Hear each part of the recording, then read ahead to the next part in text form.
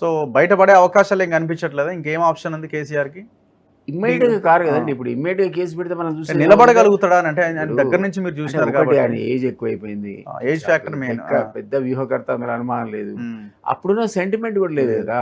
ఇప్పుడు ఆయన కూతురు పేరు మీద కూడా సెంటిమెంట్ జనరేట్ చేద్దామని జై తెలంగాణ అనుకుంటూ పోయి రియాక్షన్ అడిగితే కేజ్రీవాల్కి వచ్చిన రియాక్షన్ 10% రాలేదు కదా ఇక్కడ.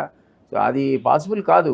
జనరల్గా అప్పుడు ఉన్నటువంటి డిప్పు లాంటి వాతావరణం ఉండే తెలంగాణ సెంటిమెంట్, దాన్ని ఈయన వాడుకున్నాడు, ఎన్కాష్ చేసుకున్నాడు, టోటల్గా ఎన్కాష్ చేసుకున్నాడు. అసలు ఒక పాలిటీషియన్ ఎగ్జాంపుల్ జనాలకు కూడా ఒక లీడర్ లాగా కనపడ్డాడు కదా, పెద్ద లీడర్ కనపడ్డాడు. సరే తనకి చేతగానప్పుడు జేఏసీ ప్రమోట్ చేశాడు. ఆ జేఏసీలో అన్ని పార్టీలతో పాటు ఆయన కూడా చేరాడు. ఏది ఏమైనా అప్పుడున్నటువంటి వాతావరణం ఖచ్చితంగా ఇప్పుడు లేదు. ఇప్పుడు అందరికీ కూడా అవినీతి జరిగింది, లక్షల కోట్లు ప్రజాధనాన్ని తినేశారు.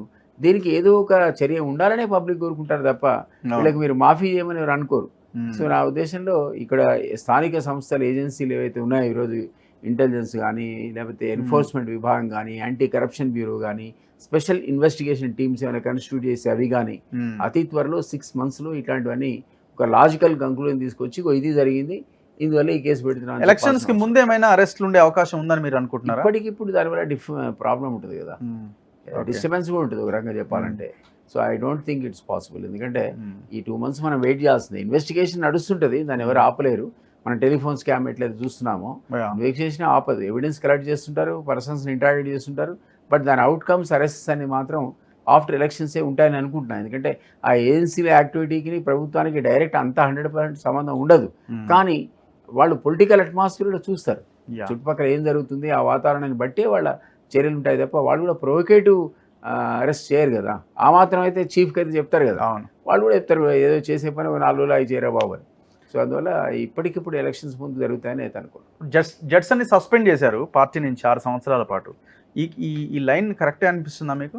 నాకు సస్పెండ్ చేయడం అన్నది పర్సనల్గా నేను పార్టీ పరంగా స్టాండ్ పక్క పెట్టి జడ్సన్ మీద నాకైతే గౌరవం, అభిమానం కూడా. ఎందుకంటే ఆయన రకరకాల అంశాలను రీసెర్చర్ లాగా, ఫిలాసఫర్ లాగా, డాక్టరేట్ తీసుకునే వాళ్ళలాగా అన్ని బయట తీశాడు.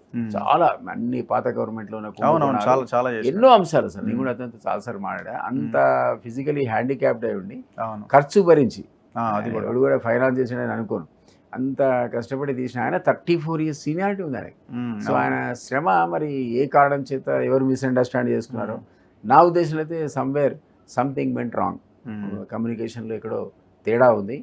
జడ్సన్ అనేవాడు డెఫినెట్గా పోరాటం ఎదులే. అంటే మన పార్టీ లైన్కి భిన్నంగా పార్టీలో ఉన్న నాయకుడిని ఎట్లా కమెంట్ చేస్తారు, ఆయన టార్గెట్ ఎట్లా చేస్తారు, ఆయన ఎట్లా క్వశ్చన్ చేస్తారు అన్నది ఒక వాళ్ళు చెప్తున్న ఒక పాయింట్. వాళ్ళ సస్పెన్షన్ డిసిప్లిన్ ఒకటి ఉంటుంది కదా, ఆ డిసిప్లిన్, ఆ బౌండరీ. ఇప్పుడు నాలాంటి కూడా ఆ బౌండరీ లోపలే మాడాలి. మన పర్సనల్ వ్యూస్ ఉంటే మన పర్సన్కే కన్ఫైన్ చేసుకోవాలి, దాన్ని పబ్లిక్ చేయలేం. కొంత నేను కూడా లిబరల్గా బయటకు వచ్చి మాట్లాడడం మాట వాస్తవమే. కానీ జడ్సన్ ఆ పరిధి కొద్దిగా దాటాడు. అట్లా అనుకుంటే మరి దాటడం అంటే ఇప్పుడు కోమటిరెడ్డి వెంకటరెడ్డి లాంటి వాళ్ళు ఇష్టం వచ్చినట్టు తిట్టలేదు, జగ్గారెడ్డి తిట్టలేదు. మరి వాళ్ళకెందుకు ఉండదు? ఈ లెక్క వాళ్ళు ఎప్పుడో అయిపోవాలి కదా.